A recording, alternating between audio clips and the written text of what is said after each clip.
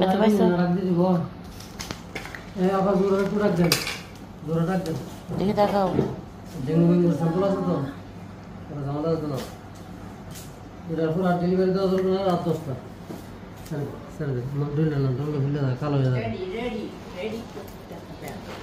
Ready করা আছে ডাক দেন রেডি করতে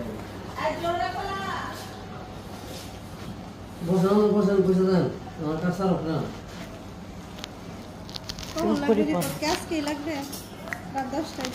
কি কালকে দিলেও সমস্যা নেই, কারণ ডাক্তার দেখবে সেই শনিবারে। রূপসা ম্যাডাম ছুটিতে, এন্ডোস্কোপিও আছে তার।